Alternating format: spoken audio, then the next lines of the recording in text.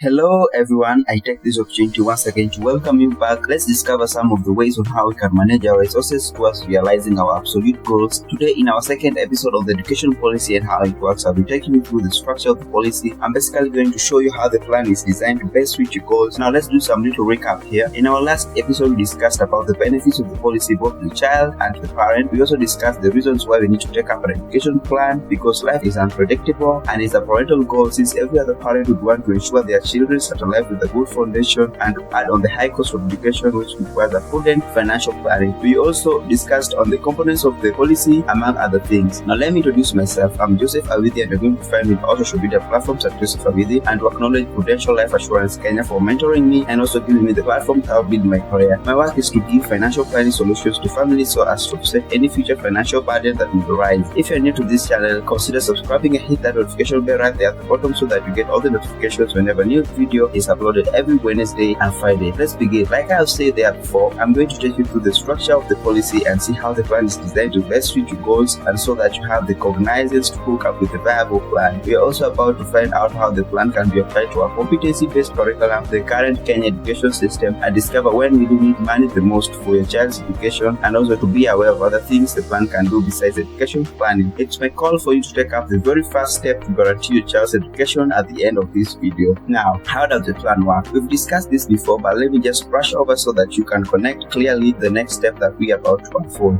The plan sets you free to choose what's the total amount you want to receive, for the target savings amount, your savings period, and how many cash payouts you want to receive, which are paid during the last policy years. Based on our example below, let's see how this plan works. For a target savings amount of Kenya shillings 2.4 million with a policy term of 15 years and sum assured of Kenya shillings 1 million, and the premiums will depend on your age, the policy term, the number of payouts you want, plus the additional potential benefits. Now let's see what this table gives us. The diagram you see has given an elaborate plan for you to make a choice. If you choose a single payout that is to be paid at the end of policy year, you will have your single lump sum on maturity that is at the end of the policy term. And assuming you chose 6 payouts before the actual maturity, then your partial payouts start from the 10th year to make it 6 payouts up to the final maturity at the end of the policy term. And for 9 payouts, partial maturity start from the 7th year all the way through to the final or actual maturity the 15th year. All bonuses will be paid together with the payout at maturity, which accrues rate of 2.5% in a year. How can this plan be applied to our current education system in relevance to the level of education of your child? By now, every other parent is aware of the CBC curriculum. Right from primary level, the system breaks down the 16 years of basic education in a 6-6-4 manner, which means a child in preschool level has to go through 6 years of learning in primary school, 3 years in junior secondary school, 3 years in senior secondary school, and 4 years in university or college learning. Now with this system, which level of education will you need money the most? This is because all levels vary in cost of education, and looking at the age of your child and the current level of education, this helps you best to think of what level will you need money the most and what level will you accumulate money for. It is clear that the levels that cost high amounts of money are right from junior secondary school to senior secondary school and much higher in university and college levels. Now how will you plan if, by example, you have a child in grade 4 and you want to plan right from senior secondary all the way through? Here you will need a policy term of 12 years with 7 payouts so that you guarantee that child's education. There are some little notes there. The policy works best with any education curriculum or education system provided it means educating your child. What other thing can the policy do?